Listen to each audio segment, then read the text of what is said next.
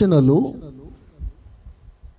ఆ కాలం మీరు గుర్తెరగరా అని ప్రభు వారిని ఖండిస్తాడు. పాఠం ఏమిటంటే కేవలం ప్రభుని ఆరాధిస్తూ సాగిపోవటం మాత్రమే కాదు,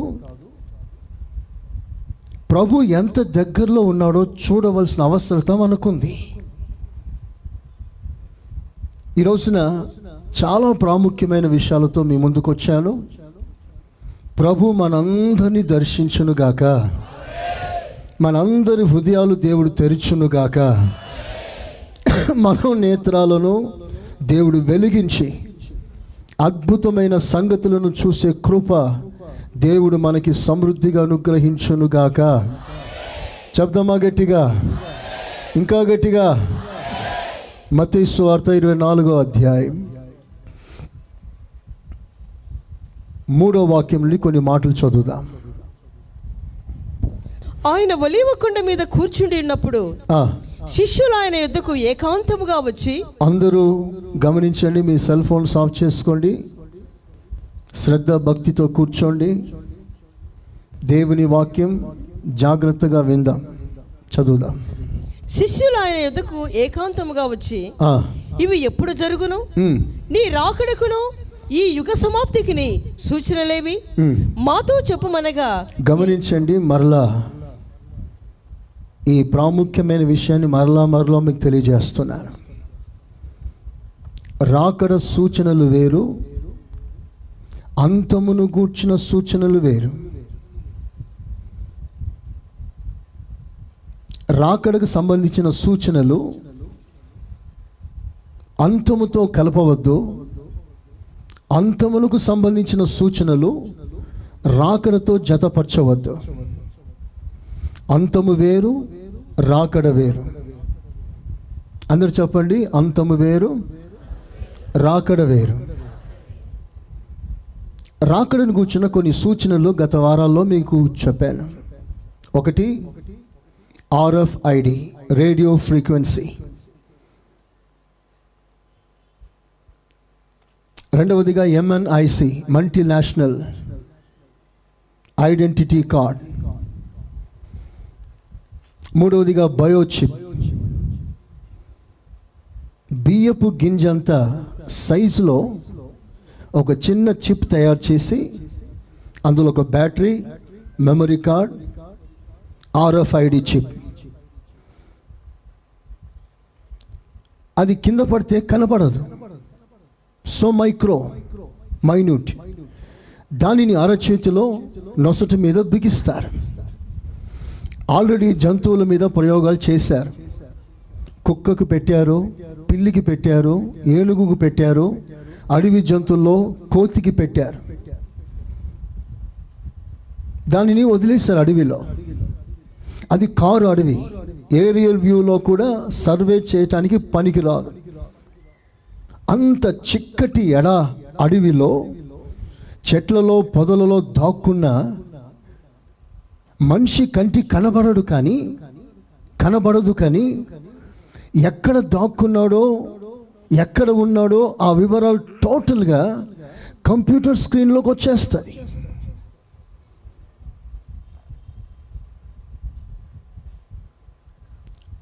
క్రీస్తు విరోధి తన రాకడ కొరకు సిద్ధపరచుకుంటున్న యంత్రాలు ఈ అమర్చుకోకపోతే గతి ఉండదు లోకంలో. అమ్మడం, కొనడం, తినడం, తాగడం, సంచరించడం, వ్యాపారం చేయడం ఏమీ కుదరదు. విడవబడిన సంఘం దీని గూర్చిన బోధ ప్రత్యక్షత బాగా తెలుసు కనుక క్రీస్తు విరోధి ముద్ర వేసుకోకూడదు అని గట్టిగా ఉంటారు. రాకడ తర్వాత జరిగే విషయం. అలాంటి వారి యొక్క తపన ఏమిటంటే ఎక్కడైనా లోయలోకి వెళ్ళిపోయి, కొండ గుహల్లోకి వెళ్ళిపోయి, బీటు సందుల్లో దాక్కొని, తిండి లేకపోయినా పర్వాలేదు, ఇక్కడే ప్రార్థన చేస్తూ అక్కడే చచ్చిపోదామనే తీవ్రత పెరుగుతుంది. ఎందుకంటే ఆ ముద్ర వేసుకుంటే నరకమే గ్యారంటీ.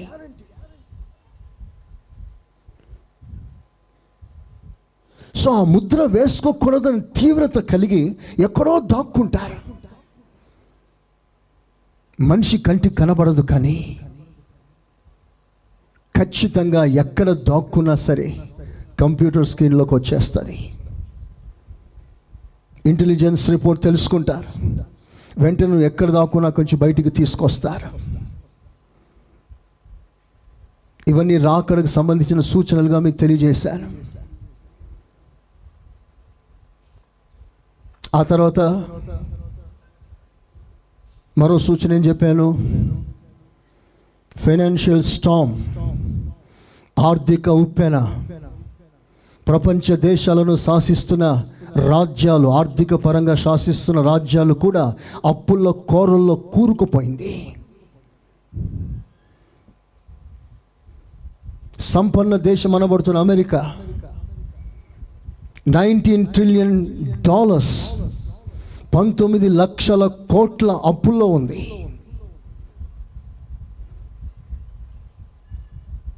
చైనా $28 ట్రిలియన్ 28 కోట్ల లక్షల అప్పుల్లో ఉంది, లక్షల కోట్లు. ఇండియా 548 లక్షలు కోట్ల అప్పుల్లో ఉంది. సో ఈ దేశాలన్నీ కూడా అప్పులో కూరుకుపోతున్న ఈ సమయంలో, కూరుకుపోయిన సమయంలో ఏమి చేయాలి అర్థం కాని పరిస్థితుల్లోనే ఒక సంఘటన జరుగుతుంది. ఆ సంఘటనే ప్రకటన గ్రంథం 17వ అధ్యాయం, రెవల్యూషన్ 17th చాప్టర్. ఆ 7 పాత్రలను పట్టుకుని ఉన్న 7 దేవదూతలలో ఒకడు వచ్చి నాతో మాట్లాడుచు ఇలాగు చెప్పాను, నీవిక్కడికి రమ్ము, విస్తార జలముల మీద కూర్చున్న మహావేశ్యకు చేయబడు తీర్పు నీకు కనుపరిచేదను. భూరాజులు ఆమెతో వ్యభిచరించిరి, భూనివాసులు ఆమె వ్యభిచార మధ్యములో మత్తులైరి. అప్పుడతడు ఆత్మవసుడునైన నన్ను అరణ్యమునకు కొనిపోగా దేవదూషణ నామములతో నిండుకుని 7 తలలను 10 కొమ్ములను గల ఎర్రని మృగము మీద కూర్చుంటున్న ఒక స్త్రీని చూచితిని. ఆ స్త్రీయే బబిలోన్ సంఘం. మీకు అర్థమైన భాషలో చెప్పాలంటే లూసిఫర్ చర్చ్. గత వారంలో దీని గురించి కొంత మీకు తెలియజేశాను. లూసిఫర్ చర్చ్ రానున్న దేశంలో, రానున్న రోజుల్లో ఆర్థిక పరంగా ఉన్నత స్థాయికి చేరనై ఉన్న లూసిఫర్ చర్చ్. ఈ రోజుల్లో లూసిఫర్ చర్చ్లో ఆఫరింగ్స్, వారికి ఉన్న చరాస్తులన్నీ అమ్మేసి ఆఫరింగ్ బాక్స్లో వేస్తున్నారు. కోట్ల రూపాయలు సంపాదిస్తుంది. అక్కడ రాయబడిన ఆ స్త్రీ వెండి బంగారాలతో తూగుతున్నట్లుగా కనిపిస్తుంది. ఒక ఐశ్వర్య సంపన్నమైన స్థాయిని చూపిస్తుంది. సో ప్రతి వారు కూడా నమస్కారం చేయుటే వ్యభిచారం. అలాంటి కోరలో దిగిపోతుంది సంఘం. ఆర్థిక పరమైన ఉప్పెన ప్రపంచమంతా చెలరేగిపోతుంది. అంతేకాకుండా గత వారంలో మరో సూచన కూడా మీకు ఇచ్చాను. ఏంటి? Blood moon, another sign. ప్రభు రాకడకు ముందుగా ఇవి జరగబోతుంది అన్న సంగతి అంతా మీకు తెలియజేశాను. నా యొక్క ఎర్నెస్ట్ డిజైర్, నా యొక్క హృదయపూర్వకమైన వాంఛ ఏమిటంటే, నేను మాట్లాడుతున్న ఈ రాకడ సిరీస్ ఇది ముగించిన తర్వాత ఈ సిరీస్ మీరందరూ తీసుకోవాలి. ఎందుకంటే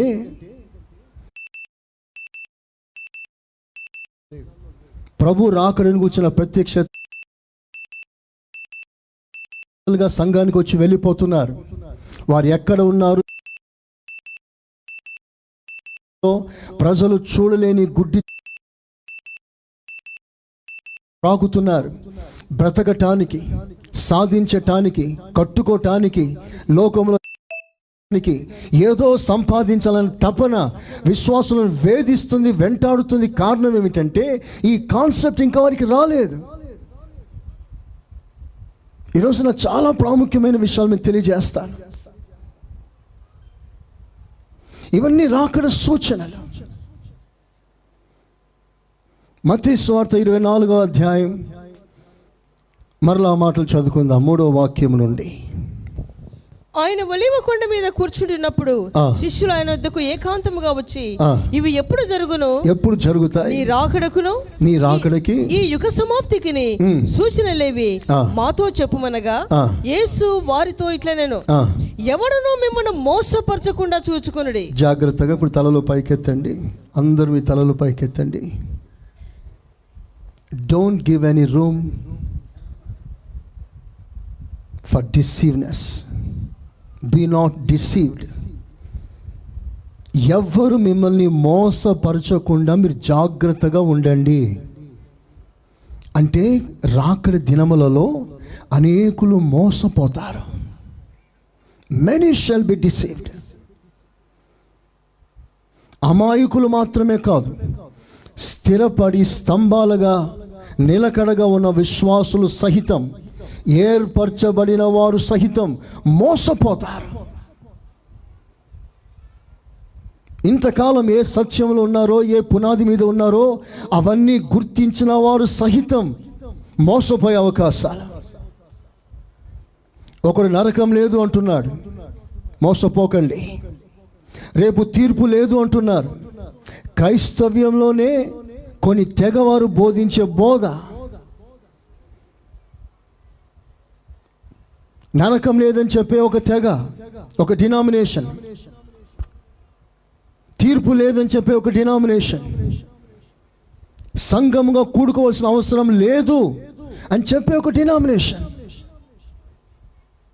బల్ల ఆరాధన ఇట్స్ జస్ట్ ఎ సింబల్, ఒక సూచన మాత్రమే, ఆచరణ అవసరం లేదు అని చెప్పే ఒక సంఘం, దశమ భాగం ఇవ్వనక్కర్లేదు అని చెప్పే ఒక సంఘం,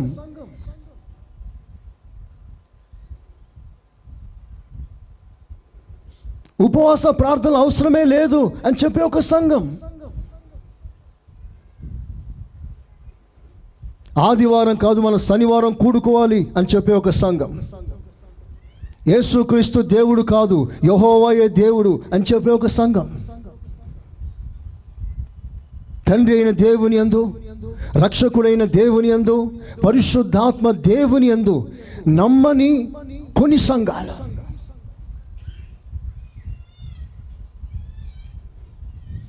వీళ్ళందరూ రకరకాల బోధలతో మన మధ్యకు వస్తారు. అమాయకులైన విశ్వాసులు వారి మాటలు విని వారి రెఫరెన్స్లు చూపించిన తర్వాత మోసపోయే అవకాశాలు. ఆ భయం మమ్మల్ని వేధిస్తుంది. ఇంతకాలం మేము బల్ల గుద్ది ప్రసంగం చేసిన ప్రసంగ అంశం, మేము ఏ ఉపదేశం మీద మిమ్మల్ని కడుతున్నామో ఆ పునాది మీద నుంచి ఎవరైనా తప్పిపోతారేమో అన్న బాధ. ఇది మాకు మాత్రమే కాదు, ఆదిమ అపోస్తుల కాలంలో అపోస్తులను కూడా పట్టి వేధించింది. క్రీస్తు సరళతలో నుండి మిమ్మల్ని ఎవడైనా మోసం చేసి లాక్కొని వెళ్ళిపోతాడేమోనని భయపడుచున్నామన్నాడు పౌలు. అంతేకాదు, ఆయన చెప్పిన ఖండితమైన మాట ఏంటో తెలుసా? నేను ప్రకటించిన ఈ సువార్త కాక వేరొక సువార్త, దేవదూత, పరలోకం నుంచి దిగి వచ్చిన దేవదూత అయినా సరే వేరొక సువార్త ప్రకటిస్తే ఆ దూతను వెంబడించకండి, ఆ సువార్త నమ్మకండి, నేను చెప్పింది నమ్మండి అన్నాడు. స్తోత్రం చెప్పండి గట్టిగా. అదే ఈ రోజున మేము ఖండించి మాట్లాడుతున్నాం. మేము ప్రకటిస్తున్న ఈ సువార్త, ఈ బోధ, అపోస్తుల ఉపదేశం, ఇది మీకు చాలు. ఇంకా వేరే వేరే వాటిని మీరు ఆశించవలసిన అవసరం మీకు లేదు. ఏ తల్లి అయినా ఏ తండ్రి అయినా చంటి బిడ్డల చేతిలో కత్తి ఇవ్వటానికి తెగించారు. ఏ తల్లి అయినా ఏ తండ్రి అయినా అడవిలో ఇల్లు కట్టుకుంటే బయట వదిలిపెట్టడానికి వారి పిల్లల్ని ఇష్టపడరు. బయట సింహం ఉందిరా, చంపేస్తుందిరా, పోకురాని బంధిస్తారు. అదే మేము చేస్తున్నాం. నిర్మలమైన ఈ అమూల్యమైన పాల వంటి వాక్యము మీరు ఆశిస్తూ ఈ వాక్యాన్ని అనుభవిస్తూ రాకడ కొరకు ఇక్కడి నుంచే మీరు సిద్ధపడాలని కోరుకుంటున్నాను. అందరూ ఆమేనంటారా? మోసపోదు. రకరకాల దుర్బోధలు ప్రపంచంలో గాలిలా వీస్తున్నాయి. పొట్టు లాంటి చెత్త కలిగిన వారందరినీ కొట్టుకొని పోయే రోజులు ఇవి. అనేక రకాల దురుపదేశాలు, అనేక రకాల అబద్ధ ప్రవక్తలు, అబద్ధ ప్రవచనాలు మీ మధ్యలో వెలుగులోకి వస్తున్నాయి. మీ ఇంట్లో దోషం ఉంది, మీ ఇంటికి వచ్చి నేను ప్రార్థన చేస్తాను ఒక ప్రవక్త అంటాడు. ఫోన్లో కాంటాక్ట్స్, టీవీ ప్రోగ్రాంలో కాంటాక్ట్స్. మీ ఇంటికి వచ్చి దోష నివారణ చేస్తాను, మీ ఇంట్లో పలానా కీడు శంకిస్తుంది అని ప్రవక్త మాట్లాడే మాటలు. అందుకే ఈరోజు ఒక దైవ సేవకునిగా ఖండితి నేను బోధిస్తున్నాను. అనవసరంగా పరిగెత్తుకొని ఎవరి తల మీదైనా చేయి పెట్టాలని, చేతులు పెట్టించుకోవాలని ప్రయత్నం చేయకండి. మీకు సంఘ కాపరి ప్రార్థన చాలు, సంఘ ప్రార్థన చాలు. ప్రభు రాకడి సిద్ధపడటానికి ఇది మీకు చాలు. అందరూ మంచి స్తోత్రం చెప్తారా? కంచె గల తోటలోనా నన్ను స్థిరపరచినందునా, కంచె గల తోటలోనా నన్ను స్థిరపరచినందునా,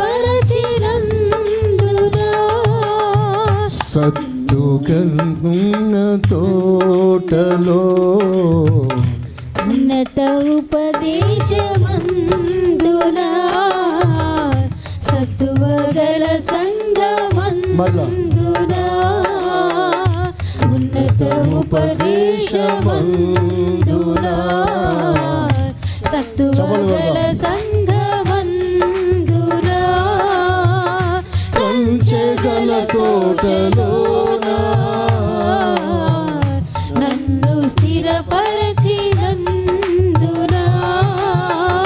కంచెగల తోటలోనా నన్ను స్థిరపరచినందునా,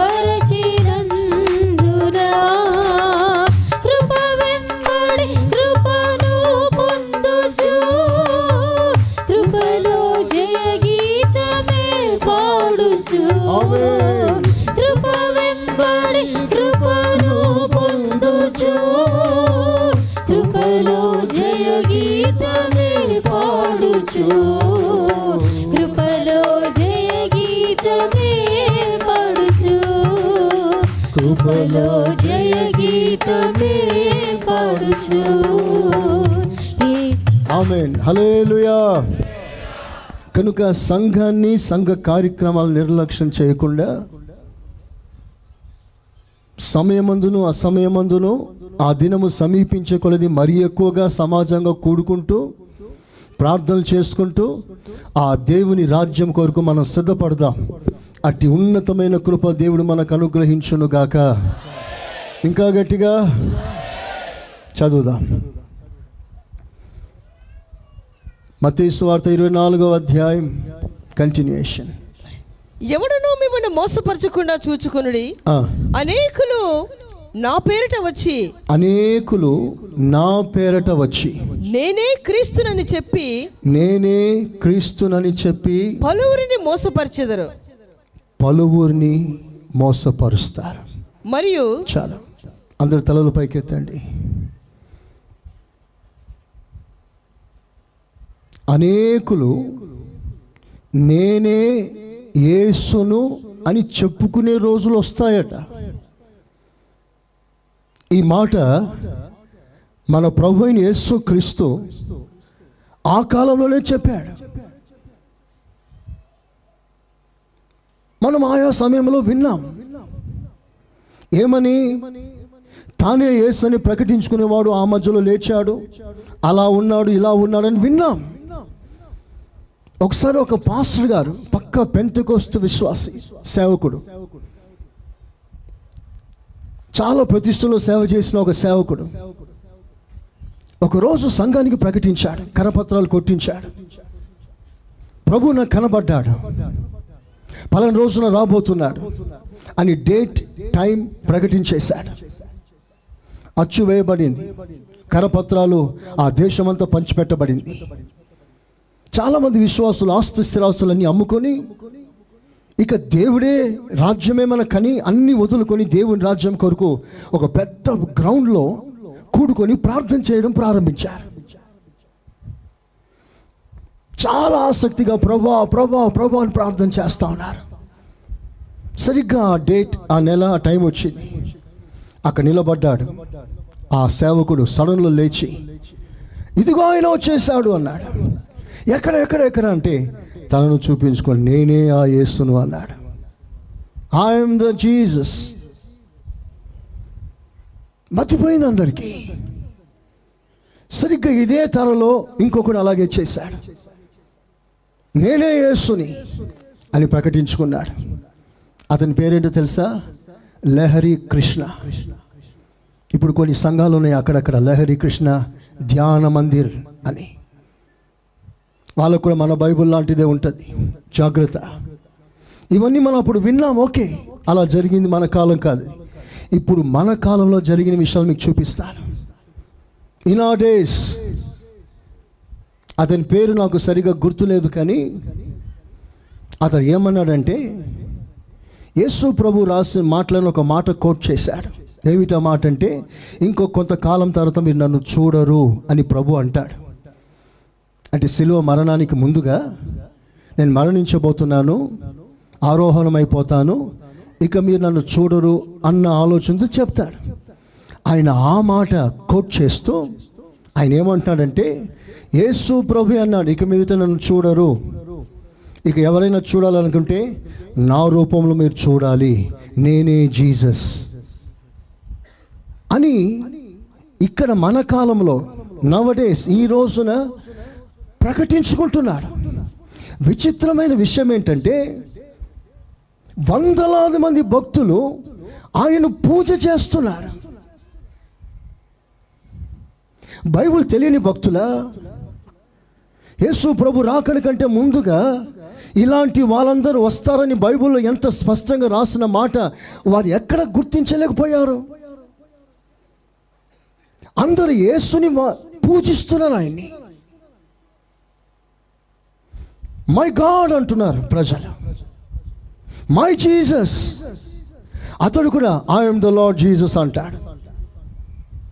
కోట్ల రూపాయల విరాళాలు వస్తున్నాయి ఆ సంఘానికి, ఎక్కడికి వెళ్ళినా ఫ్యాన్ ఫాలోయింగ్. ఇది ఈ మధ్య మాత్రమే కలిగింది కాదు, అపోస్తుల కాలంలో నుండే ఈ తరహా సంఘటనలు చోటు చేసుకున్నట్లుగా బైబిల్లో గ్రంథస్థం చేయబడింది. చదవండి అపోస్తుల కార్యాలు 5వ అధ్యాయం.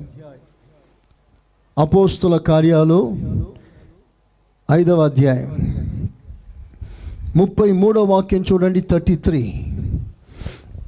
వారు ఈ మాట విని అత్యాగ్రహము తెచ్చుకొని వీరిని చంపను ఉద్దేశింపగా, సమస్త ప్రజల వలన ఘనత నొందిన వాడును ధర్మశాస్త్రోపదేశకుడైన గమలీయేలను ఒక పరిసయ్యుడు మహాసభలో లేచి, ఈ మనుషులను కొంతసేపు వెలుపల ఉంచుడని ఆజ్ఞాపించి, అపోస్తులను సేవకులను కొంతసేపు బయట పెట్టండి అని వారి బయటికి పంపించి ఈయన మాట్లాడుతున్నాడు. ఇశ్రాయేలులారా, ఈ మనుషుల విషయమై మీరేమి చేయబోతున్నారు? మీరేం చేయబోతున్నారు? జాగ్రత్తగా. వీళ్ళు మామూలు సేవకులు కాదు మీరు అనుకున్నట్లుగా. ఆ మనుషుల గురించి ఏం మాట్లాడుతారో జాగ్రత్త, వారి మీద వేలు పెట్టి చూపించిన జాగ్రత్త, వారి విషయంలో మీరు ఏ చర్య తీసుకోవద్దు, జాగ్రత్తగా ఉండండి అని చెప్తూ, ఈ దినాలకు మునుపు దూత అనే ఒకడు లేచి తానొక గొప్పవాడనని చెప్పుకొని, తాను ఒక దైవ మనుష్యుడు, సంథింగ్ సూపర్ న్యాచురల్ పవర్ నేను కలిగి ఉన్నాను అని చెప్పుకుంటూ ఇంచుమించు 400 మంది మనుషులు, చాలా మంది ఫాలోయర్స్ ని, డిసైపుల్స్ ని తయారు చేసి వారితో కలుసుకొనిరి. వాడు చంపబడెను. వాడు ఒక రోజు చనిపోయాడు. వానికి లోబడిన వాళ్ళందరూ చెదిరిపోయారు. వానికి తరువాత వాని తర్వాత జనసంఖ్య దినములలో ఆ, గలీలవాడైన యూదా అను ఒకడు వచ్చి ఆ, ప్రజలను తనతో కూడా తిరుగుబాటు చేయ ప్రేరేపించను. వాడు కూడా నశించెను. వానికి లోబడిన వారందరూ చెదిరిపోయిరి. కాబట్టి నేను మీతో చెప్పినదేమనగా, ఏమనగా ఈ మనుషుల జోలికి పోక ఈ మనుషుల జోలికి పోవద్దు, వారిని విడిచిపెట్టుడి. వారిని విడిచిపెట్టండి. ఈ ఆలోచనైనను ఈ కార్యమైనను మనుషుల వలన కలిగినదాయన మనుషుల వలన కలిగినదాయన అది వ్యర్థమగును. అది వ్యర్థమైపోతుంది. దేవుని వలన కలిగినదాయన దేవుని వలన కలిగిందా మీరు వారిని వ్యర్థపరచలేరు. మీరు వారిని ఏ మాత్రం టచ్ చెయ్యలేరు. చేతులెత్తి స్తోత్రం చెప్పండి గట్టిగా, చెప్పండి గట్టిగా. మనుషుల ప్రేరేపణతో రకరకాల మనుషులు లేచి నేనే యేసయ్యని అని చెప్తారు. అలాంటి వారు ప్రపంచ చరిత్రలో ఎంతో మంది లేచారు. నేనే యేసు అని చెప్పుకున్న వారి చరిత్ర చాలా ఉన్నాయి. వారి పేర్లతో సహా ఉన్నాయి డేటాబేస్లో. కనుక యేసు ప్రభు ఆనాడు చెప్పాడు, నా పేరిట అనేకులు వస్తారు, వచ్చారు, ఇప్పుడు మన రోజుల్లో కూడా ఉన్నారు. దానికి సంబంధించిన ఒక క్లిప్పింగ్ మనం చూద్దాం.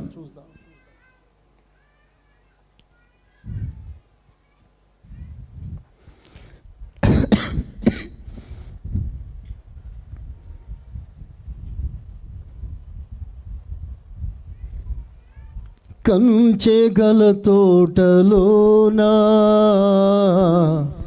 నన్ను స్థిరపరచినందునా, కంచెగల తోటలోనా నన్ను స్థిరపరచినందునా, కృప వెంబడి కృపను పొందుచు కృపలో జయ గీతమే పాడుచు, కృప వెంబడి కృపను పొందుచు కృపలో జయ గీతమే పాడుచు, కృపలో జయ గీతమే పాడుచు. ఆమేన్.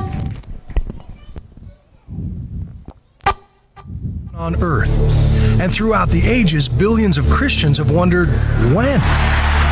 But what if the second coming is here, now? There are a number of would-be messiahs who claim exactly that, and few are more physically convincing than a former Russian traffic cop named Sergei Torop. In the woods of rural Siberia, he is known as Vissarion, the teacher, and around 5,000 disciples live around him, growing their own food and feasting on his every word. And my whole body was trembling. The trembling is not coming again. Well, it's very emotional to me. Meanwhile, in London, David Shaler says he is the true Lord of Lords, but unlike Vissarion, no one believes him. That doesn't bother me because I was chosen by God.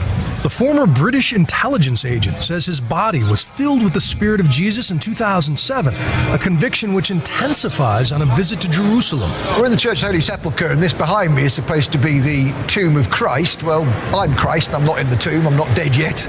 But with no support, he lives in a squatter's camp outside London. My agreement with Jesus, I don't ask for money off people. If you're the Messiah, you shouldn't be asking for money, you should have faith that God will look after you. Prove to me that you are a son of God. But that is not a sentiment shared by Pastor Apollo Quiboloy, the most successful of the world's self-labeled saviors. The official coming of the Son of God was in April 13, 2005. April 13, 2005. Yesu He క్రీస్తు was an వచ్చేసాడు. obscure evangelist from the rural Philippines until 2005, when he announced that God had appointed him Christ on earth. His reward for a pure life. Sinful thoughts, anger, lust, any of those things. You don't experience those on a daily basis? As a human being, Yes.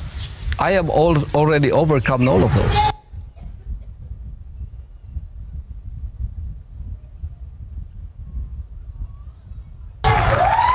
నాలో ఏ పాపము There is లేదు. no apocalypse in Kibaloy's message, no చాలా rapture or పరిశుద్ధులు final చెప్పుకుంటున్నారు. judgment. Instead, he preaches that he is the model of Christianity, and as more people follow his example, God will gradually turn the earth back into the Garden of Eden. Do you perform miracles? For me, the greatest miracle is the changing of that spirit within. But healing the sick, the manifestations of Jesus' powers, you're able to do that? We have healing. You are healing. And miracles happening.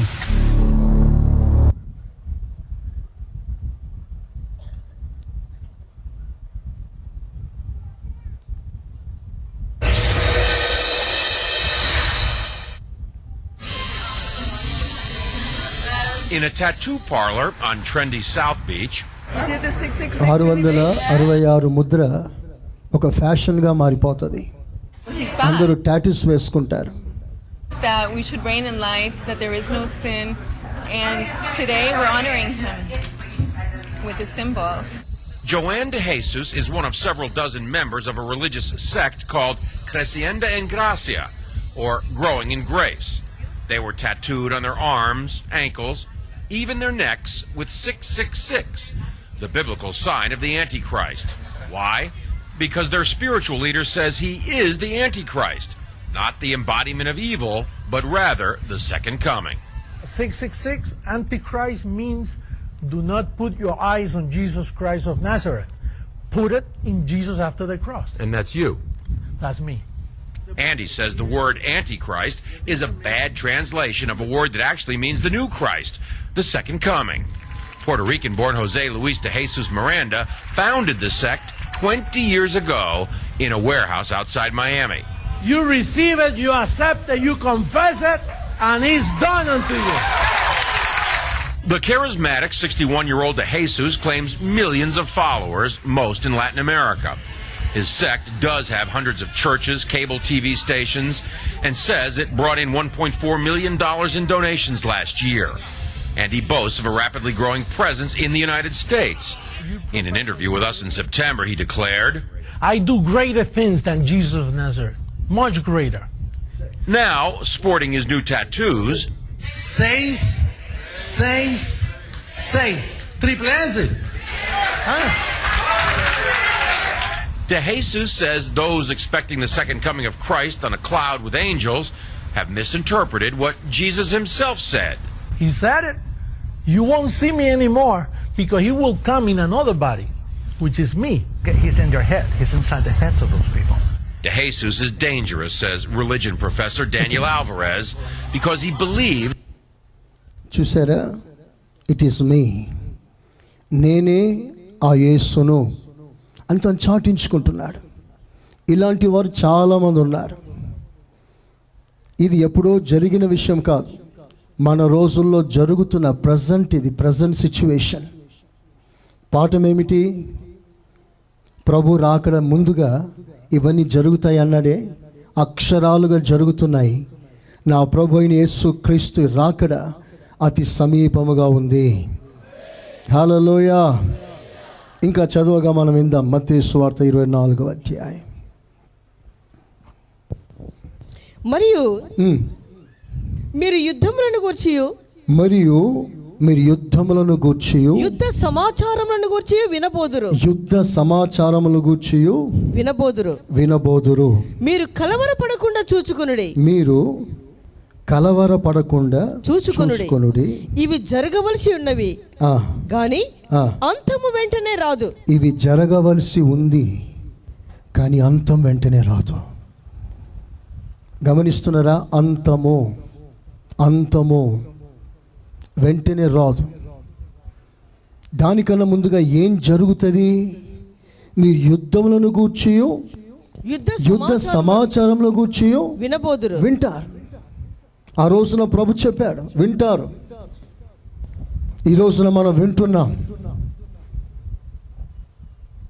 యుద్ధములను గూర్చి వింటున్నాం, యుద్ధ సమాచారం గూర్చి వింటున్నాం. National వైడ్గా ఆయా దేశాల్లో జరుగుతున్న యుద్ధాలు వేరు. ఇప్పుడు ప్రజెంట్ సిచ్యువేషన్ ఏమిటో మీకు చూపిస్తాను. వరల్డ్ వార్ 3, 3వ ప్రపంచ యుద్ధానికి పరిస్థితులు ఎలా తెరదించుతుందో, ప్రపంచ దేశాలు ఎలా సిద్ధపడుతుందో వినండి జాగ్రత్తగా.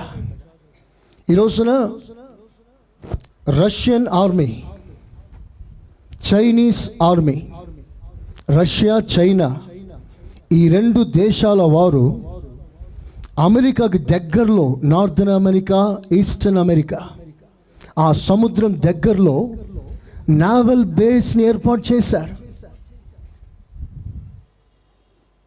రష్యన్ సైన్యముతో సహా మోహరించాడు అమెరికా దేశాన్ని.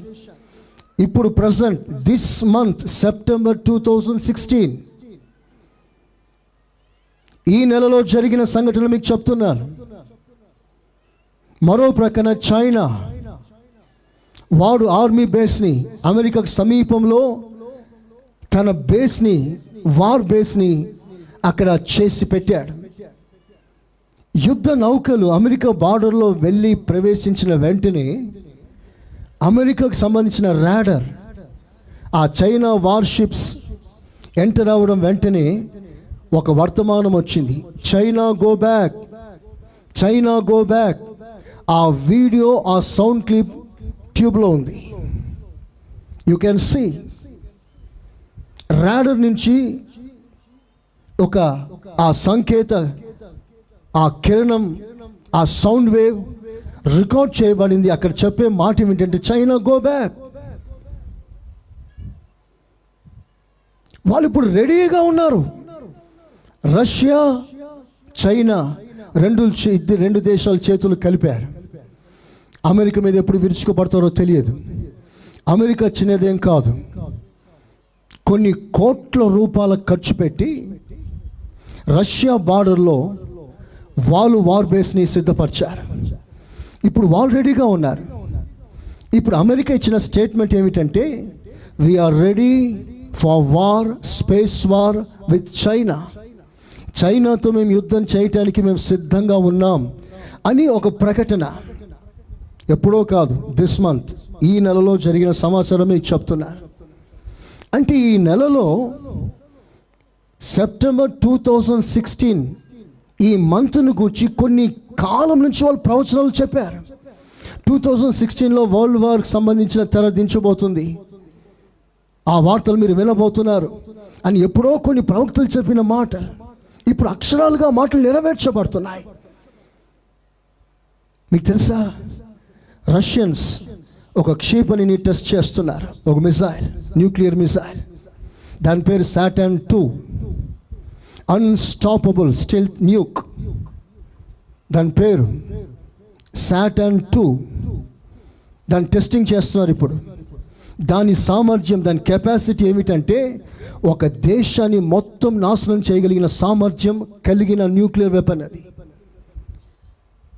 ఈ మంత్లో అదని టెస్టింగ్ చేస్తున్నారు. ఓ ప్రక్కన ఇరాన్, ఓ ప్రక్కన సిరియా, ఓ ప్రక్కన లెబనాన్, ఇవన్నీ కూడుకుంటున్నాయి. మరో షాకింగ్ న్యూస్ మీకు ఇస్తాను, అందరు చెవులు తెరిచి వినండి.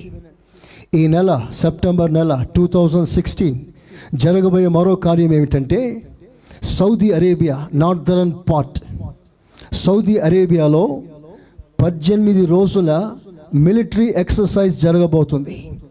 అంటే మిలిటరీ ప్రదర్శన 18 రోజులు జరగబోతుంది. ఆ మిలిటరీ ఎక్సర్సైజ్లో పాల్గొనే దేశాలు, మీకు ఎవరైనా రాయాలని ఇంట్రెస్ట్ ఉంటే ఆ దేశాల పేరు రాసుకోండి.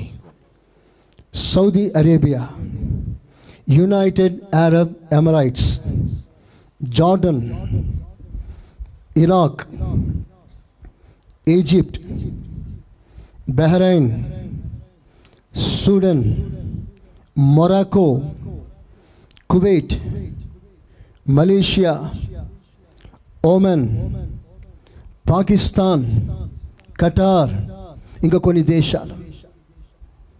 ఈ దేశాలందరూ కలిసి 3,50,000 కాల్బలం, సైనిక బలముతో అక్కడ ట్రైనింగ్ క్యాంప్ ఒకటి ఏర్పాటు చేశారు.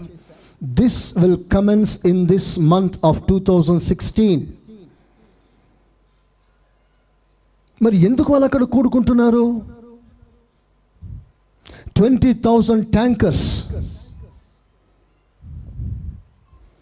450 వార్షిప్స్, 460 మిలిటరీ చాపర్స్, హెలికాప్టర్స్, ఇవన్నీ కూడా సౌదీ అరేబియా డెజర్ట్లో దిగబోతుంది.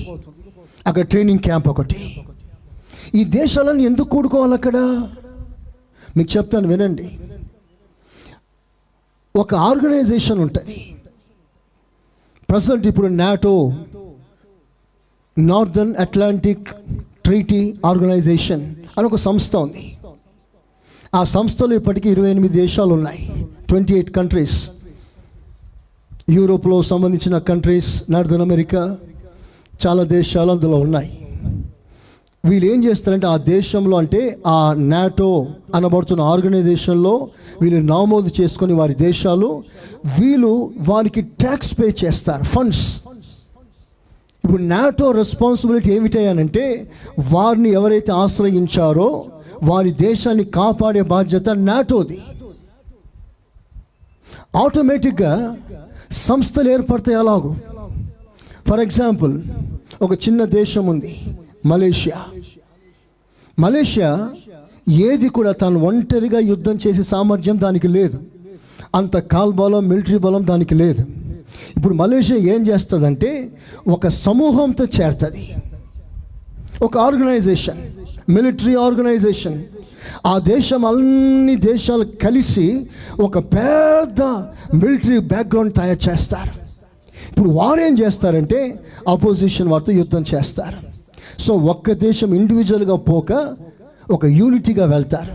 అలా యూనిటీగా ఫామ్ అయిన దేశాలన్నీ ఒక భాగం, మరో యూనిటీగా ఫామ్ అయిన దేశాలు మరో భాగం.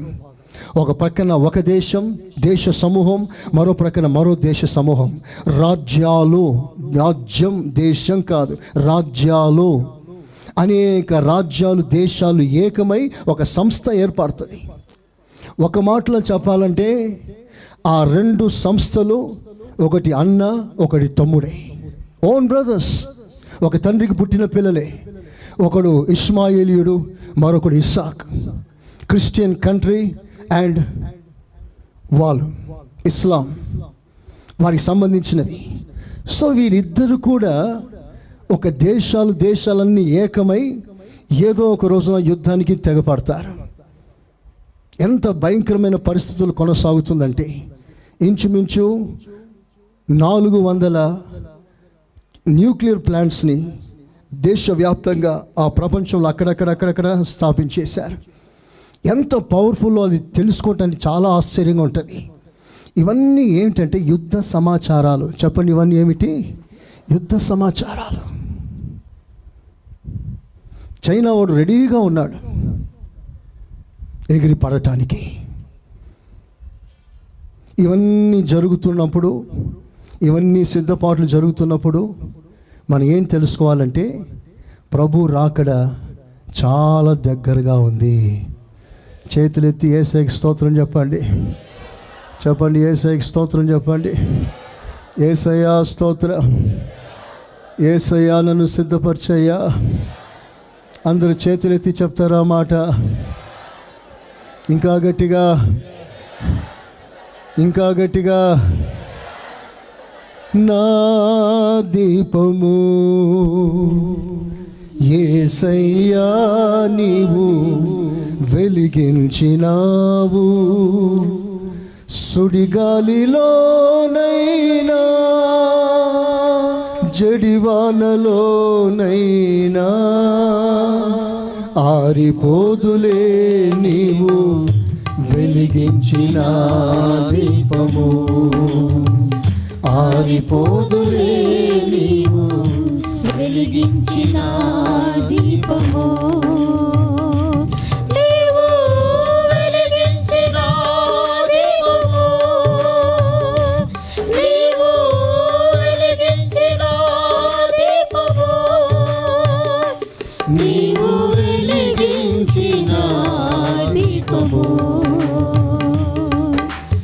నా దీపము యేసయ్యా నీవు వెలిగించినావు. ఆమేన్. లూకా సువార్త 21వ అధ్యాయం 9వ వాక్యం నుండి చదువుదాం.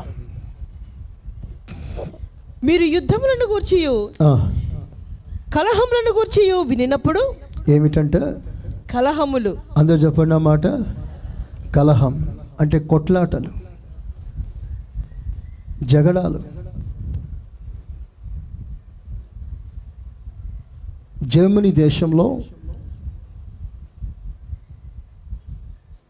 పరదేశులుగా వచ్చి పడ్డ కొందరు బలపడి బహుభార్యత్వం, అనేక మంది భార్యల్ని పెళ్లి చేసుకొని విస్తారమైన పిల్లలను కని ఆ దేశమంతా స్వాధీనపరుచుకునే ప్రయత్నం. ఇప్పుడు పరదేశులు జర్మనీస్తో చెప్పే మాట ఏమిటంటే, go back, go to hell, మా దేశాన్ని వదిలిపెట్టండి, ఇది మా దేశం అని ఇష్టం వచ్చినట్లుగా విరుచుకుపడుతున్నారు.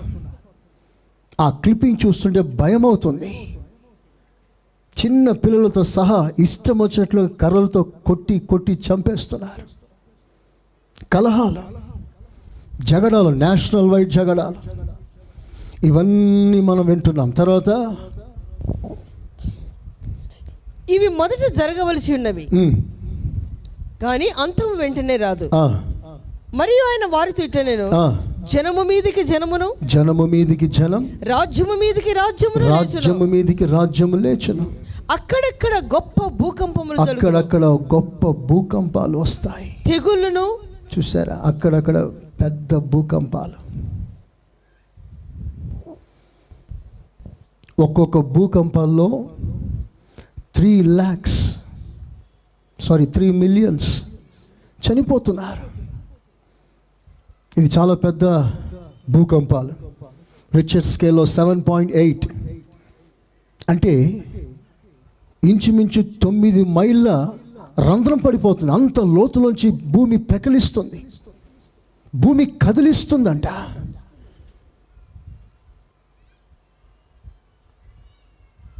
సరిగ్గా మాట బైబిల్లో రాసుంటుంది. యెషయా పుస్తకం 24వ అధ్యాయంలో 19వ వాక్యం చూడండి ఒకసారి. ఈ రెఫరెన్స్ని నోట్ చేసుకోండి.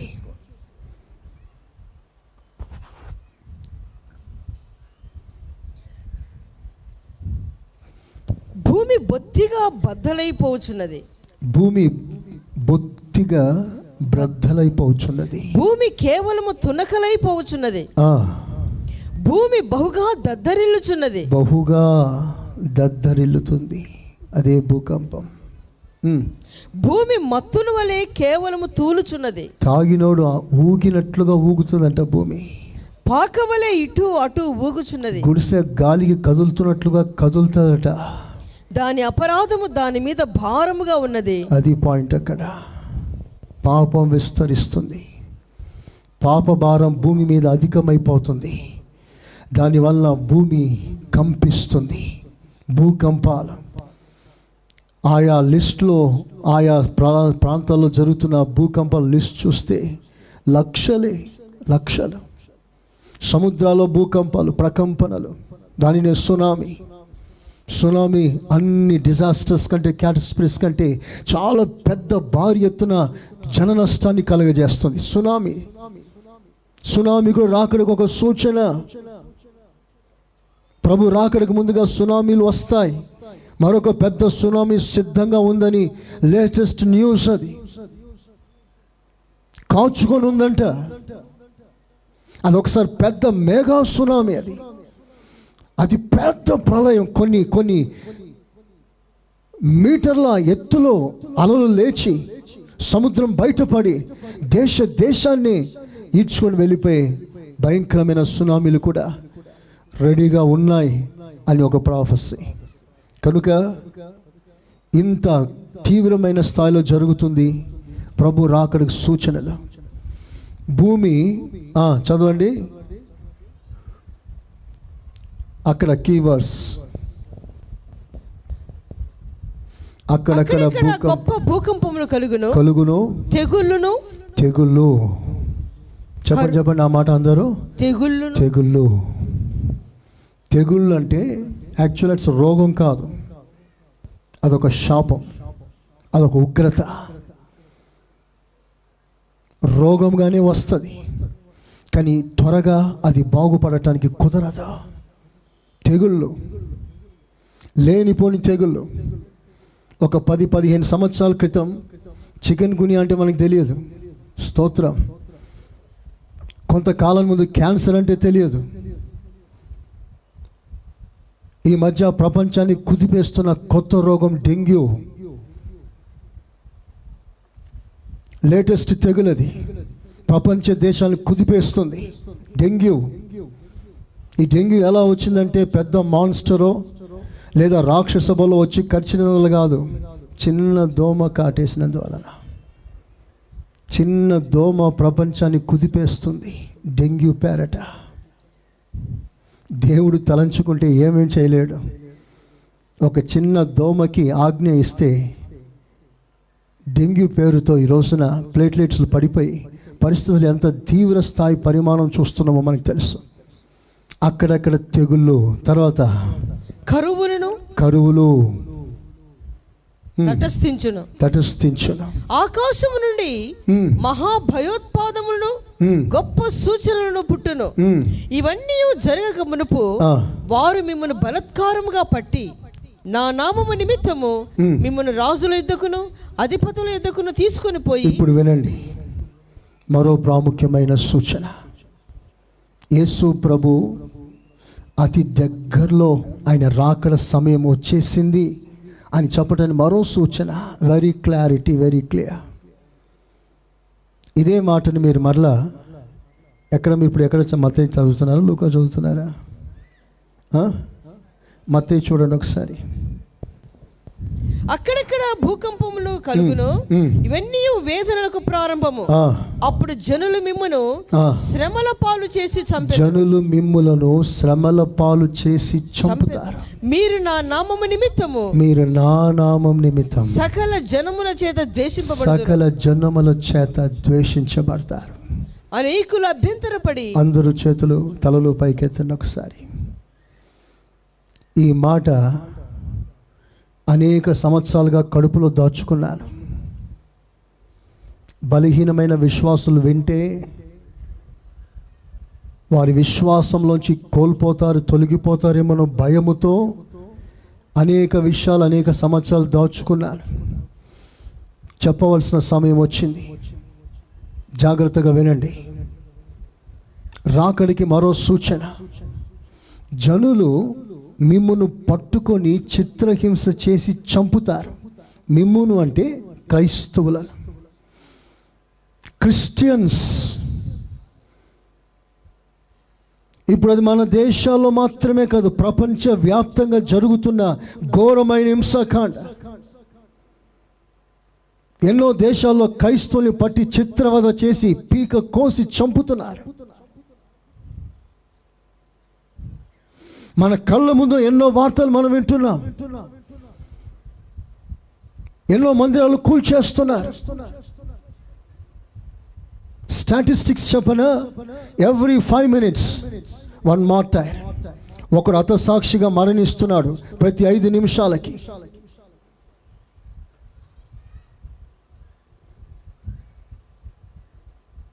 ఇలాంటి వార్త విన్న తర్వాత, ఇలాంటి సంఘటన చూసిన తర్వాత అనేకుల విశ్వాసాలు కదులుతాయి.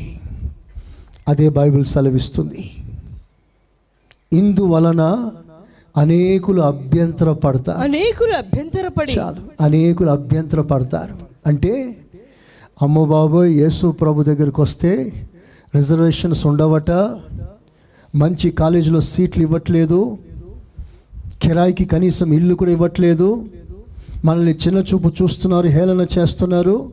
యేసు ప్రభు నమ్ముకుంటే ఈ బాధనా, ఈ సమస్యనా అని చెప్పి ప్రభుని వదిలిపెట్టి లోకంలో కలిసిపోయే రోజులు. ఎంతోమంది ఆత్మ భ్రష్టత్వంలోకి దిగిపోతారు, మనసాక్షిని చంపుకుంటారు.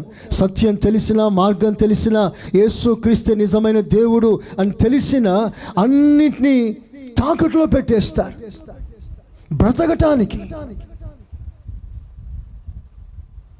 దేవుడు గూటిని రేపుతున్నాడు. అఫ్ కోర్స్ అన్ని ప్రాంతాల్లో ఈ ప్రళయాలు రాలేదు.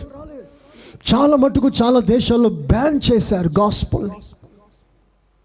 రష్యన్ గవర్నమెంట్ బహిరంగంగా బ్యాన్ చేసింది. ఇవన్నీ ఇలా దేశాలు ఆయా ప్రాంతాల్లో జరుగుతూ ఉంటే ఒక వైల్డ్ ఫైర్లా విస్తరించి సంఘాలన్నీ అలుముకుంటాయి. కేవలం ప్రభునందు స్థిరముగా బలముగా ఉన్న విశ్వాసి తప్ప చెత్త పొట్టు గాలికి కొట్టుకొని పోయే విశ్వాసులు, నామకార్థ విశ్వాసులు, స్వస్థత కొరకు వచ్చే విశ్వాసులు, వీళ్ళందరూ కొట్టుకొని పోతారు. వీళ్ళందరూ నిలబడలేరు. పిలువబడిన వారు అనేకులు, ఏర్పరచబడిన వారు కొందరే. ఎంతోమంది వస్తారు సంఘానికి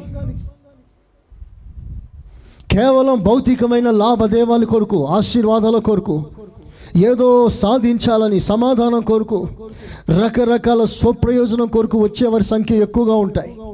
వారు ప్రభు కొరకు శ్రమ అనుభవించలేరు, ప్రభు కొరకు బాధపడలేరు, ప్రభు కొరకు మాట తినలేరు, అనుభవించలేరు, మౌనంగా ఉండలేరు, ఎగిసి పడతారు. Carnal Christians, they have no spiritual standard. Their roots has been not driven root deep, so that they are shaking every time when small wind comes upon them. చిన్న చిన్న శ్రమలు, శోధనలు వచ్చిన వెంటనే కదులుతారు, ఆత్మీయంగా బలహీనమైపోతారు, దేవునికి దూరం అయిపోతారు, ప్రార్థన మానేస్తారు. ఇవన్నీ ఎందుకు? చిన్న చిన్న సమస్యలకి. మన సహోదరులు ఆయా ప్రాంతాల్లో అనుభవిస్తున్న బాధ, శ్రమ ఎంత భయంకరమైంది విన్నారా మీరు? మనకేం బాధ అసలు? మనకి హింసలు ఏం పెద్ద కలగట్లేదే. చిన్న చిన్న సమస్య తట్టుకోలేక దేవునికి దూరం అయిపోతున్న విశ్వాసులు రేపు లిటరల్గా మీ మీదకి ఉగ్రత పెను భూతంలో వచ్చి పడితే ఎవరు నిలబడతారు ప్రభులో? ఎంతమంది వస్తారు సంఘానికి ఆ రోజున?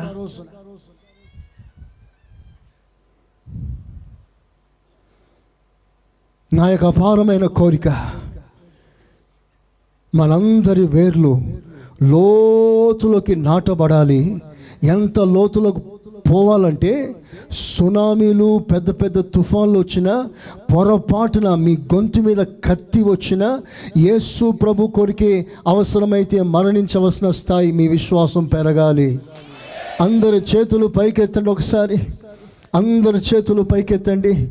ఆ కృప నాకు కావాలని అడుగుతారా ఒకసారి? ఇంకొకసారి అడుగుతారా? ఇంకొకసారి అడుగుతారా? ఇంకొకసారి గట్టిగా, ఇంకా గట్టిగా. పోరాటం పోరాటం పోరాటం పోరాటం పోరాటం పోరాటం అంతులేనిది పోరాటం, అంతము కానిది ఆరంభం. అంతులేనిది పోరాటం, అంతం కానిది ఆరంభం. రక్తము కాచునంతగా పోరాటం, ప్రాణం పోనంతగా పోరాటం. రక్తం కాచునంతగా పోరాటం, ప్రాణం పోనంతగా పోరాటం. పోరాటం పోరాటం పోరాటం పోరాటం పోరాటం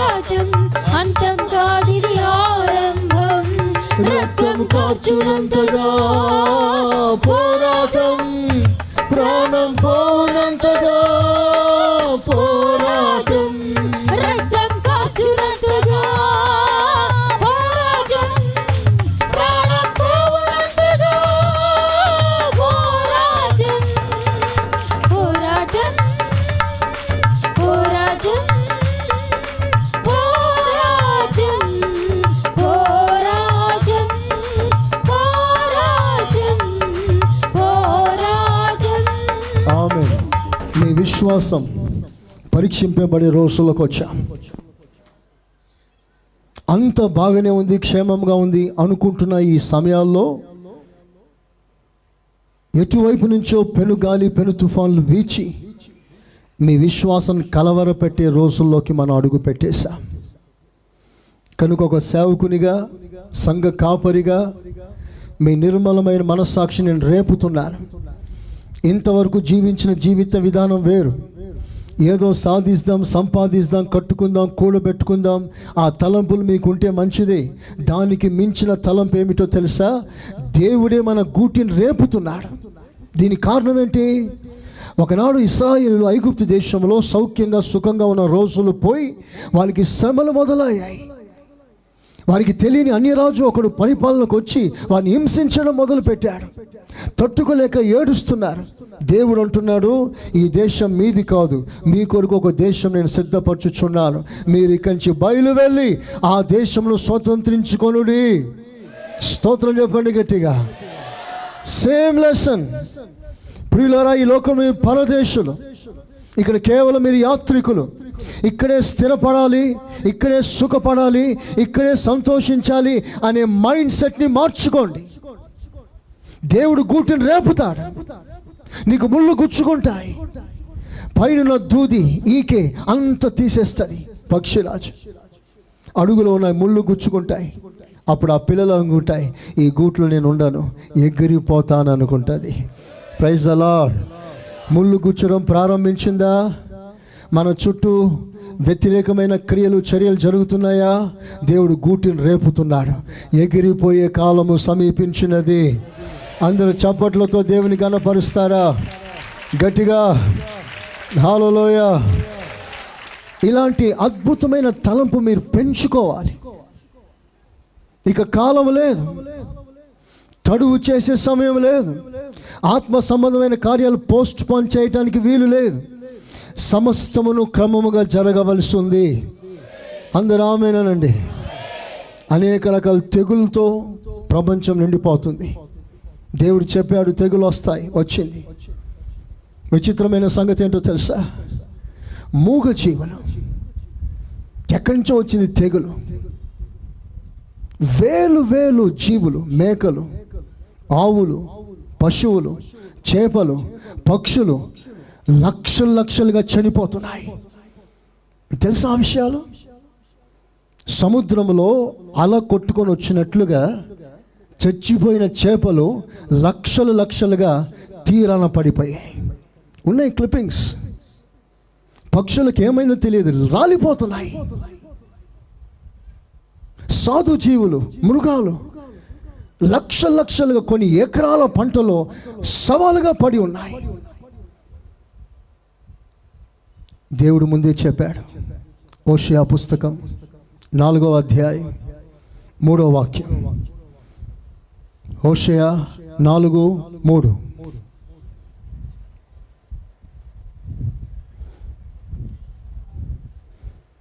కాబట్టి దేశము ప్రలాపించుచున్నది, దేశము ప్రలాపిస్తుంది, దాని పశువులు ఆకాశ పక్షులు కాపురస్తులందరూ క్షీణించుచున్నారు, చనిపోతున్నారు. సముద్రం మత్స్యములు కూడా గతించిపోతున్నాయి, చేపలు చచ్చిపోతున్నాయి. How true the word of God is. దేవుని వాక్యం ఎంత సత్యం. చేతులెత్తి యేసయ్యా స్తోత్రం అనండి. చెప్పండి గట్టిగా. ఎంత అద్భుతమైన పరిశుద్ధ గ్రంథం అండి ఇది. ప్రపంచంలో ఏ మతానికి లేని ఆ గ్రంథం, మత గ్రంథం మనకి దేవుడు ఈ పవిత్ర గ్రంథంగా కేవలం మనం చదువుకోవటానికి చరిత్ర మాత్రమే కాకుండా రేపు జరగబోయే ప్రతిదీ కూడా దేవుడు ముందే ప్రవచన స్థాయిలో రాసి పెట్టాడు. ఆయన రాసినట్లుగా చెప్పినట్లుగా సమస్తము జరుగుచున్నది. దేవునికి మహిమ కలుగునుగాక. చెప్పండి గట్టిగా. యుద్ధాలు, యుద్ధ సమాచారాలు, తెగుళ్ళు, కరువులు, భూకంపాలు, సునామీలు, రకరకాల పరిస్థితులు అలుముకుంటూ ఉంది. వీటన్నిటి మధ్యలో ఇవన్నీ రాకడికి గుర్తులే, సూచనలే అని దేవుడు మళ్ళీ హెచ్చరిస్తున్నాడు. కనుక వీటి మధ్యలో నువ్వేం చేయాలి? నువ్వు ఎలా ఉండాలి? ఇంత సమీపంగా ప్రభు రాకడ వచ్చింది కనుక మన మూల వాక్యం ఏంటో తెలుసా? మూల వాక్యం, మీ దీపములు వెలుగుచుండనీయుడి. చప్పట్లు కొట్టి దేవుని కనపరచండి. చెప్పండి యేసయ్యా. చేతులెత్తి చెప్పండి యేసయ్యా, నా దీపం ఆరిపోకుండా వెలుగుచుండనివ్వండి. అది వెలగనివ్వండి తండ్రి, అది వెలగనివ్వండి తండ్రి. స్తోత్రం చెప్పండి గట్టిగా. ఇవి రాకడ సూచనలు. ఇవి దగ్గర పడుతుంటే నువ్వేం చేయాలి? నీ దీపం ఆరిపోకుండా, ఒకవేళ ఆరిపోతే నీకు తెలుసు, యు నో దాట్ ప్రభుతో నీకున్న సంబంధం నెమ్మదిగా దూరమైన సంగతి నీకు తెలుసు. మోకరించిన ప్రార్థనాత్మ రావట్లేదు, నీకు తెలుసు. ప్రార్థన చేయవలసిన సమయంలో కూడా ప్రార్థన చేయడానికి మనసు లేక ఇంకేదో చేయాలనే తపన తాపర్యం నీకు అధికమవుతుంది. ప్రభుతో మాట్లాడటానికంటే ఎక్కువగా ఇంకెవరితోనైనా మాట్లాడటానికి కాలాన్ని వ్యర్థపరచడానికి ఇష్టపడుతున్నవే కానీ మోకాల మీదకి రావడానికి ఇష్టపడట్లేదు. ఈ బలహీనత నేను బలముగా ఆవరించిన సంగతి నీకు తెలుసు. అంటే అర్థం ఏంటంటే నీ దీపం ఆరిపోతుంది, చీకట్లో కూరుకుపోతుంది. దీని గురించి చర్య తీసుకోవాలి. You have to do something for this. Take it serious. అందరూ సీరియస్గా తీసుకొని లెట్ యువర్ లైట్స్ బర్న్, మీ దీపములు వెలుగుచుండనీయుడి. స్తోత్రం, హల్లెలూయా. అమర్చ 2 ప్రశ్నలు వేశాను. ఎందుకు వెలగాలి, ఎలా వెలగాలి, ఎలా వెలగాలన్న పాఠంలోనే మనం వెళ్తా ఉన్నాం. సంఘాన్ని వెలిగించడానికి దేవుడు 3 వెలుగులు ఇచ్చాడు. 3 kinds of light. సంఘం వెలిగించబడటానికి 3 రకాల జ్యోతులను దేవుడు ఇచ్చాడు. 1 సూర్యుడు, 2 చంద్రుడు, 3 నక్షత్రాలు. స్పిరిచువల్ మీనింగ్ ఏమిటో ఒకసారి వినండి. సంఘానికి 3 కాంతులు. ప్రపంచాన్ని వెలిగించడానికి సూర్య చంద్ర నక్షత్రం ఎలాగో ఉందో అలాగే సంఘాన్ని వెలిగించటానికి కూడా ఆత్మ సంబంధమైన సూర్యుడు, ఆత్మ సంబంధమైన చంద్రుడు, ఆత్మ సంబంధమైన నక్షత్రాల్ని సంఘానికి దేవుడిచ్చాడు. చదవండి ప్రకటన గ్రంథం 12వ అధ్యాయం. ఒక్క మాట నేను ముగించబోతున్నాను.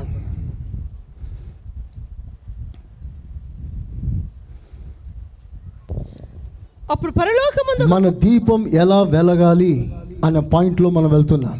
ఓకే. అప్పుడు పరలోకమందు ఒక గొప్ప సూచన కనబడుచుండెను. అదేదనగా సూర్యుని ధరించుకొనిన ఒక స్త్రీ. ఆమె పాదముల క్రింద చంద్రుడు, శిరస్సు మీద 12 నక్షత్రాల కిరీటం. ఆమె గర్భిణి అయి. చాలు. ఇక్కడ స్త్రీ అంటే సంఘం. అందరూ చెప్పండి స్త్రీ అంటే ఇక్కడ 12వ అధ్యాయంలో రాయబడింది సంఘం. ఇప్పుడు సంఘానికి నీతి సూర్యుడు, సంఘానికి పునాది చంద్రుడు, సంఘానికి శిరస్సుపై 12 తారల కిరీటం. దీని భావం ఏమిటంటే సంఘానికి ఉండవలసిన 3 రకాల వెలుగు. 1 దైవ నీతి. నీతి అనగా పరిశుద్ధతయే, holiness is nothing but the righteousness of God. ఇతడు నీతిమంతుడు అన్న భావం ఏమిటంటే అతడు పరిశుద్ధుడు అని అర్థం. సో సంఘానికి మొదటి వెలుగు పరిశుద్ధత, హోలీనెస్. 2 చంద్రుడు, తగ్గింపు, దీనత్వం. ఎలాగంటే చంద్రుడు ఎప్పుడు కూడా తన సొంత కాంతి ఉండదు. సూర్య కాంతి వలనే చంద్రుడు ప్రకాశిస్తాడు. చంద్రునికంటూ సొంత వెలుగు లేదు. No self light. ఒక మాటలో చెప్పాలంటే నా అంతట నేనే ఏమీ చేయలేను అని తనను తాను తగ్గించుకోగలిగిన స్థాయే మన పునాదిగా ఉండాలి. అంటే ఒక విశ్వాసి ఎక్కడ నిలబడాలంటే నేను కాదు, అంతా నా ప్రభు అయిన యేసుక్రీస్తే. చవలు కొట్టండి ఒకసారి గట్టిగా, కొడాలి గట్టిగా. నాట్ ఐ, నేను కాదు. చంద్రుడు ఆ మాట అంటాడు, నేను కాదు. ఇంత బాగా ప్రకాశిస్తున్నాను అనుకుంటున్నారా? ఇది నాకు సొంతంగా కలిగిన వెలుగు కాదు. సూర్యుని యొక్క కిరణాలు నా మీద పడుట వలన నేను ప్రకాశిస్తున్నాను. పాట పాడగలిగావా? నీ టాలెంట్ కాదు. సాక్ష్యం చెప్పావా? నీ టాలెంట్ కాదు. వాక్యం చెప్పగలుగుతున్నావా? నీ టాలెంట్ కాదు. 10 మందికి ఆశీర్వాదం ఉండగలుగుతున్నావా? నీ టాలెంట్ కాదు. నువ్వు ప్రభు రాజ్యం కొరకు, ప్రభు మహిమ కొరకు ఏది చేసినా అది నీ టాలెంట్ కాదు. దేవుని కిరణాలు నీ మీద పడుట వల్ల నువ్వు ప్రకాశిస్తున్నావు. స్తోత్రం చెప్పండి గట్టిగా, చెప్పండి గట్టిగా. So in everything glorify the lord. Just glorify the lord. దేవుడి విషయంలో రోషం కలిగిన వాడు, నా మహిమ ఎవ్వడికి ఇవ్వను అన్నాడు. నేను మాత్రమే మహిమ పొందాలి. సో ప్రభు అయిన యేసుక్రీస్తు ఒక్కడి నీ జీవితంలో మహిమ పొందాలి. ఒక మాటలో చెప్పాలంటే నువ్వు మరుగైపోవాలి, యేసయ్య నీలో ప్రత్యక్షం అవ్వాలి. అదే మన పునాది. స్తోత్రం చెప్పండి గట్టిగా. నాట్ ఐ, నేను కాదు. అందరూ అన్న మాట చెప్పండి గట్టిగా. నేను కాదు. కానీ అంత్య దినంలో ఏం జరగబోతుందో తెలుసా? తిమోతి 1వ పత్రిక 2వ పత్రిక 3వ అధ్యాయం 1వ వాక్యం త్వరగా చదవండి, ముగించేస్తాను. 3:1 ఎవడైనను అధ్యక్ష పదవిని ఆశించినడలా 2వ పత్రికనా అంత్య దినములలో అపాయకరమైన కాలములు వచ్చును. చూసారా? లాస్ట్ డేస్ లో అపాయకరమైన కాలములు వస్తాయి. ఎలాగనగా మనుషులు స్వార్థప్రియులైపోతారు. చాలా. ఇవి సెల్ఫీ రోజులు. స్తోత్ర. ఎక్కడ చూసినా సెల్ఫీలే. సెల్ఫీ భావం ఏంటో తెలుసా? ముందు నేను పడాలి ఫోటోలో, నా పక్కన పడాలి. మీరు పడడం కాదు, సెల్ఫీ నేను పడాలి. మనిషికి ఎంత స్వార్థం ఉందో చెప్పనా? మీరు గ్రూప్ ఫోటో దిగండి, 10 మంది కలిసి దిగండి. ఆ ఫోటో మీరు తీసుకోండి. ఫోటో చూసిన వెంటనే ఎవరిని చూస్తావు నువ్వు? ఎవరి ఫోటో చూస్తావు? చెప్పరే. పక్కోడు ఫోటో చూస్తావా, నీ ఫోటో చూస్తావా? అదే స్వార్థం. మరి స్వార్థం అంటే ఏంటి? నేను బాగుండాలి, నా పిల్లలు బాగుండాలి. పక్కోడు గంగలోకి పోని, వాడు ఏమైనా పని నాకు తెలియదు, వాడు ఏ స్థితిలో ఉన్నా నాకు అవసరం లేదు. నేను బాగుండాలి, నా పిల్లలు బాగుండాలి. అంత్య దినములలో ఇలాంటి మనుషులు అధికం కావడం వల్ల అపాయం వస్తుందట. అపాయం. మనుషులు స్వార్థపరులైపోతే వారి సంపదనే చూసుకుంటారు, వారి క్షేమం, వారి సుఖాన్ని చూసుకుంటారు. కానీ యేసు ప్రభు ఎవరో తెలుసా? తనను గూర్చి ఆలోచన చేయలేదు, ఎప్పుడు తన ప్రజలను గూర్చి ఆలోచన చేసే గొప్ప దేవుడు మనకున్నాడు. చేతులెత్తి ఆమెనండి గట్టిగా. తనకు ఆకలైంది, సైతాన్ గారు సలహా కూడా ఇచ్చాడు, ఈ రాళ్ళను రొట్టెలుగా చేసుకొని తినయ్యా, నీకు ఆ పవర్ ఉంది కదా. నో, నా క్షేమం, నా ఆరోగ్యం, నా సుఖం, నా ఆకలి కొరకు నేను ఒక అద్భుతాన్ని నేను చేసుకోలేను. చేయగలను కానీ చేయకూడదు. కానీ అదే ప్రభు ప్రజల ఆకలితో ఉన్నప్పుడు 5 రొట్టెలతో 2 చేపలతో ఒక అద్భుతాన్ని చేసి అందరి కడుపు దేవుడు నింపాడు. స్తోత్రం చెప్పండి గట్టిగా. That is our Lord Jesus Christ. ఇతరుల గురించి ఆలోచన చేయగలిగిన వాడే యేసుక్రీస్తు. ఆ స్వార్థం సిలువలో మరణించాలని వాక్యం సెలవిస్తుంది. నేను సిలువ వేయబడ్డాను, నేననగా నా కొరకు, ఇది నాది అనే కాన్సెప్ట్ సిలువ వేయబడాలి.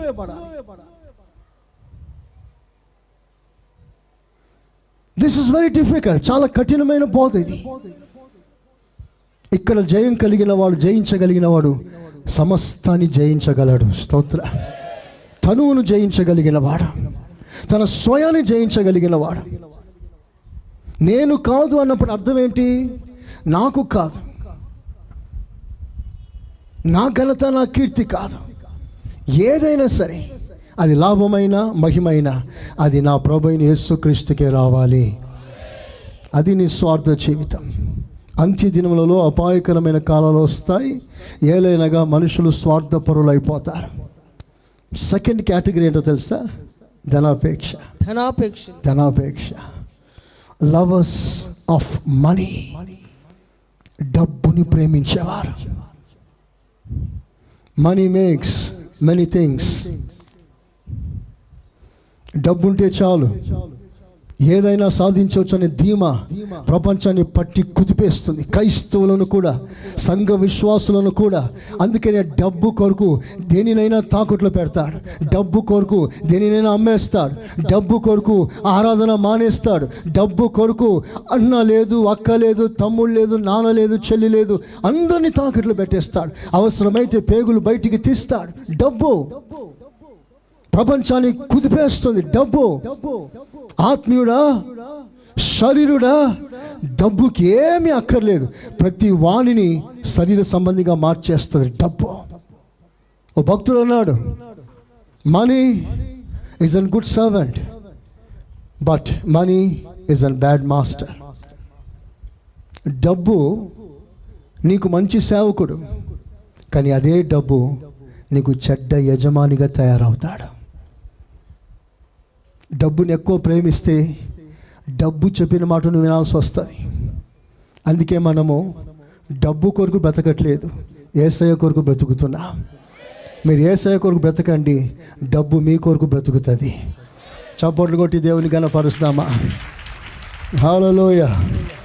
కనుక ఒక ఆత్మీయత, ఒక స్పిరిచువల్ కాన్సెప్ట్ వచ్చినప్పుడు మనకి ప్రయారిటీ ఇవ్వకండి. చిన్న చిన్న విషయాలు, చిన్న అసెట్, ఒక కొంచెం డబ్బు, కొంచెం స్వాస్థ్యం, ఆస్తి, వీటి కొరకు మీ ఆత్మీయ జీవితం అమ్ముకోవద్దు. ప్రభు దినములు సమీపిస్తున్నాయి. డబ్బుని ఎక్కువ ప్రేమిస్తే దేవుని రాజ్యం కొరకు నువ్వు ఖర్చు పెట్టలేవు, దేవుని కొరకు ఇవ్వలేవు. డబ్బుని ఎక్కువ ప్రేమిస్తే అందరి క్షేమంను లెక్క చేయవు. నీ కుటుంబం నువ్వే బాగుపడాలనే కోరిక తీవ్రంగా పెరిగిపోతుంది. కనుక ఎదుటి వాను లెక్క చేయలేని పరిస్థితికి వస్తుంది. అందుకనే ధనాపేక్ష సమస్తమైన కీడుకు చెప్పండి మూలం. It's an root of every evil. ఒక మాటలో చెప్పాలంటే ధనవంతులు అవ్వండి, బాగా ధనవంతులు అవ్వండి, కానీ మీ కొరకు కాదు, యేసయ్య కొరకు ధనవంతులు అవ్వండి. ఆ మాట యేసయ్య అంటాడు. ఏమన్నాడో తెలుసా? మీ కొరకు మీరు ధనవంతులు కాకండి, దేవుని రాజ్యం కొరకు ధనవంతులు అవ్వండి.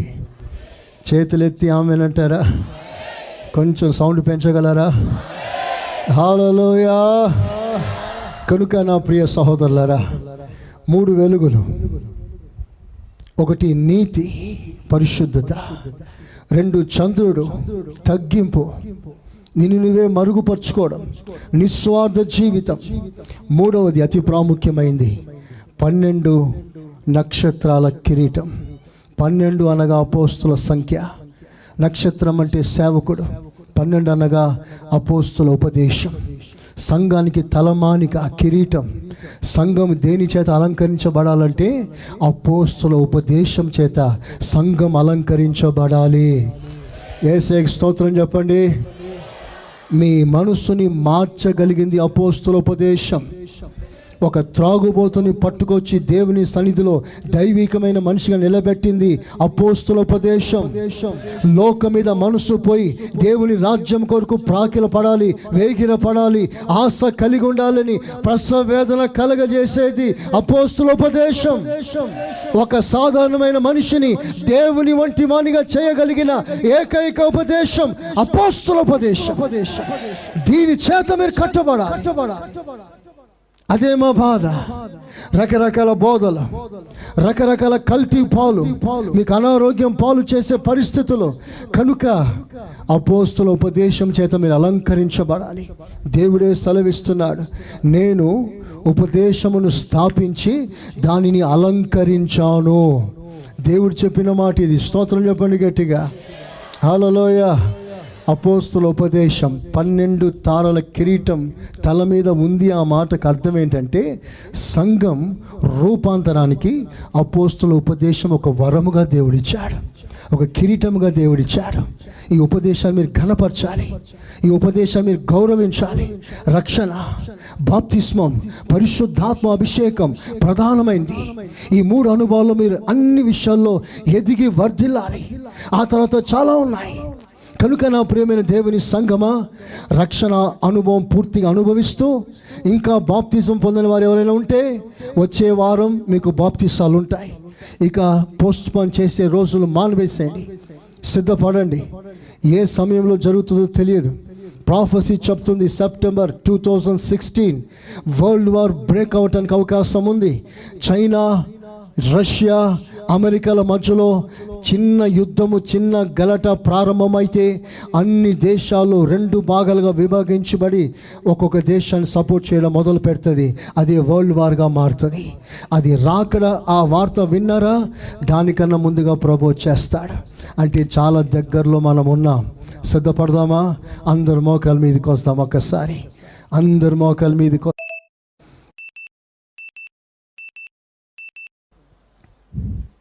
అందరు మోకాల మీదకి వచ్చేసాను. ఎవరు బయటికి వెళ్ళవద్దు. 2 మోకాల మీద ఉండిపోండి. 2 చేతులు పైకెత్తేసండి. ఇవి జరగనారంభించినప్పుడు మీ తలలు పైకెత్తండి అన్నాడు. తలలు పైకెత్తండి అంటే ఆత్మీయులుగా ఎదగండి. పైన వాటిని వెతకండి. భూ సంబంధమైన వాటిని వెతకడం మానండి అని అర్థం. ప్రభు త్వరగా రానే ఉన్నాడు. ఆయన రాజ్యం సమీపంగా ఉంది. కనుక నువ్వు ఏం చేయాలంటే, ప్రభా ఇంత దగ్గరలో ఉన్నావా తండ్రి, ఇంకా నేను పూర్తిగా సిద్ధపడలేదు కదయ్యా, నన్ను పూర్తిగా సిద్ధపరచయ్యా. ఇంకా నేను చాలా చాలా విషయాలు సరి చేసుకోవాలి. ఇంకా నేను చాలా విషయాలు అనుభవించవలసి ఉంది. ప్రభా నేను చాలా తక్కువలో ఉన్నానయ్యా. ప్రభా పశ్చాత్తాపంతో ప్రభు కాళ్ళు పట్టుకుందామా? ఎవరి వైపు చూడదు. ఏడవండి. అవసరమైతే కాళ్ళు పట్టుకొని ప్రభుని గోజాడి కేకలు వేయండి. యేసయ్యా నన్ను సిద్ధపరిచయ్యా. ఇంకా గట్టిగా ఎస్ ఎస్ ఎస్.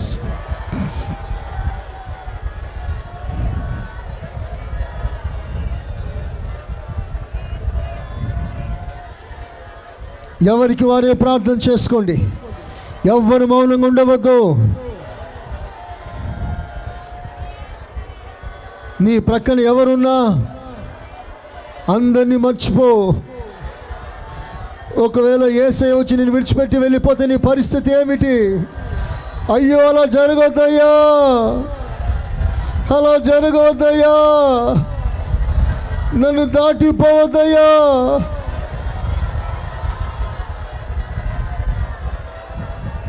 సరిపోలేదు